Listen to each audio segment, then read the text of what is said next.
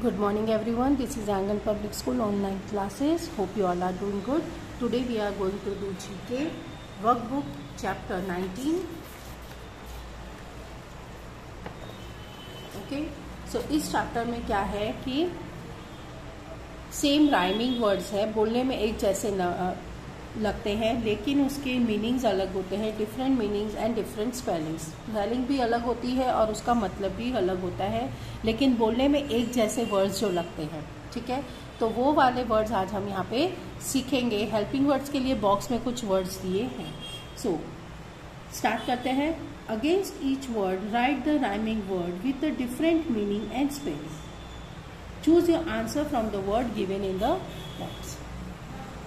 Check, CHECK का मतलब होता है कि जो किसी चीज़ को हम चेक करते हैं, जैसे टीचर आपकी नोटबुक चेक करती है, उसको चेक कहते हैं।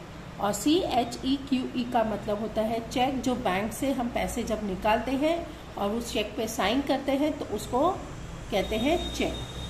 डियर, DEAR, डियर यानी जो हमारा प्यारा होता है, प्रिय होता है, उसको हम डियर बुलाते हैं। और DEER, डियर जो होता है वो एक एनिमल का नाम है, हिरण, तो उसको डियर कहते हैं। 4 एक न्यूमेरिकल नंबर है, 4। और FOR, फॉर मतलब होता है कि तुम्हारे लिए, उसको फॉर कहते हैं।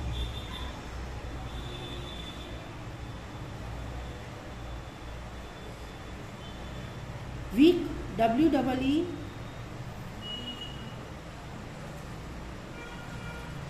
वीक यानी एक हफ्ता, जैसे Sunday to Monday, Monday Tuesday Wednesday जो होते हैं उसको वीक कहते हैं। और WEAK वीक मतलब होता है कमज़ोर होना। हमें बुखार आ जाता है तो हम वीक, कमज़ोरी फील करते हैं तो उसको वीकनेस कहते हैं, वीक कहते हैं। ओके। HALE, हेल, हेल का मतलब होता है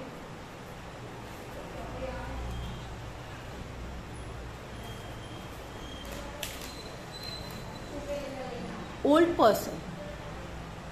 कोई ओल्ड पर्सन जो बहुत स्ट्रांग हो और हेल्दी होता है उसको हेल कहते हैं। और HAIL, हेल मतलब होता है कि जो बारिश होती है, फ्रोजन बारिश होती है, यानी जो बर्फ के गोले गिरते हैं आसमान से, उसको हेल कहते हैं।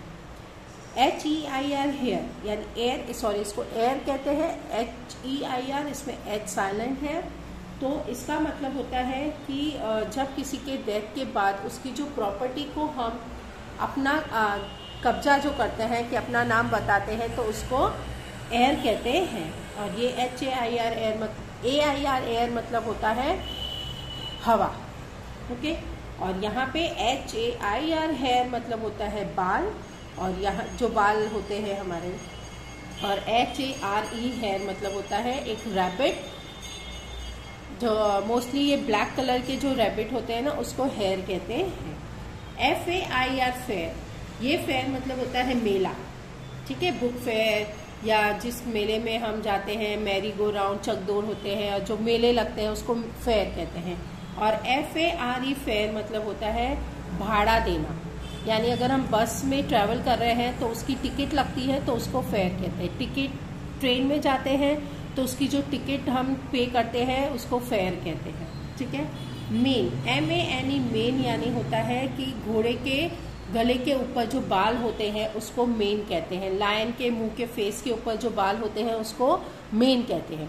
और ये MAIN, मेन का मतलब होता है कि कोई इम्पोर्टेंट चीज़ जो होती है, मेन, किसी चीज़ का एक मेन चीज़ जो होता है उसको मेन कहते हैं। राइट, WRITE, राइट मतलब होता है लिखना। RIGHT, राइट मतलब होता है राइट। IN, मतलब होता है किसी के अंदर। और INN, मतलब होता है होटल, रेस्टोरेंट, जिसके होटल्स जहां हम रह सकते हैं। हियर, HEAR, हियर मतलब होता है सुनना।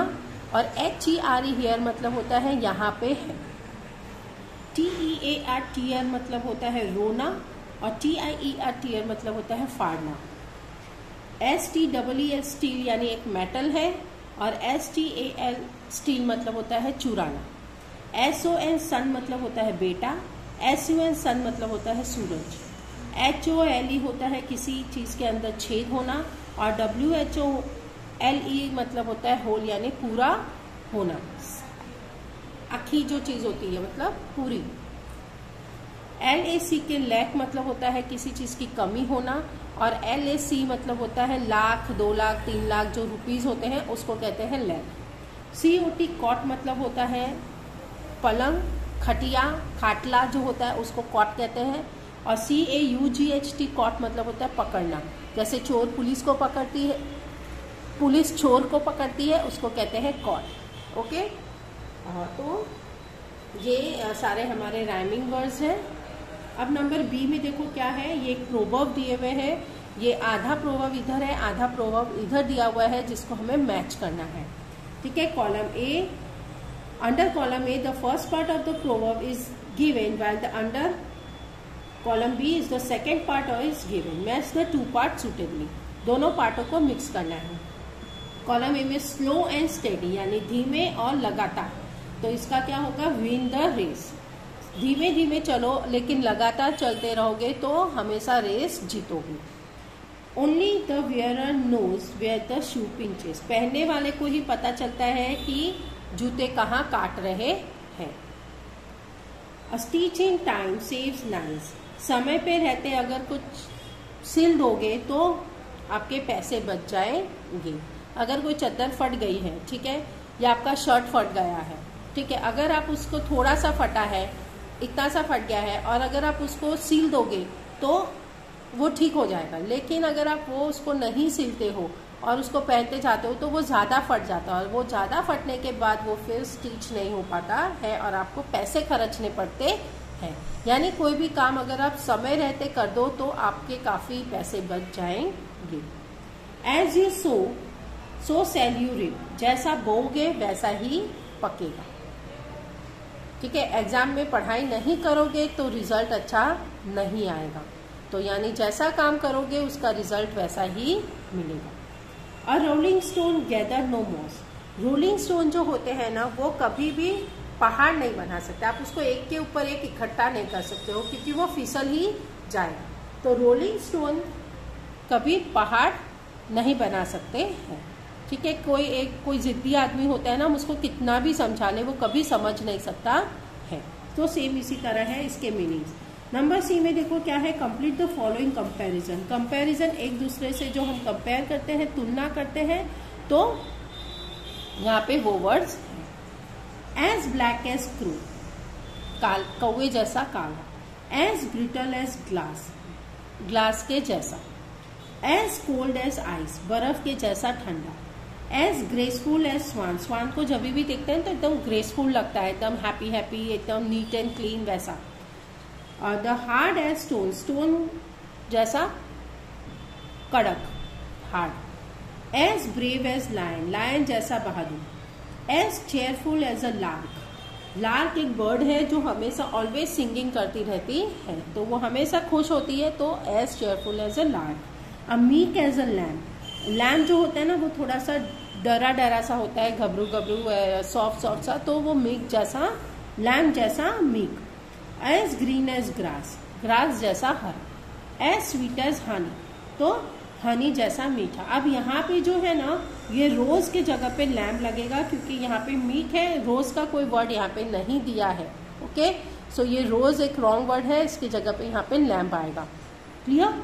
सो ये है आपका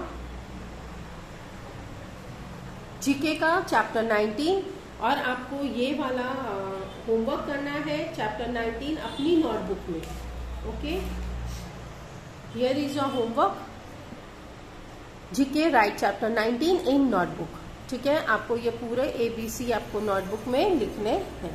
okay, so till then bye and take care.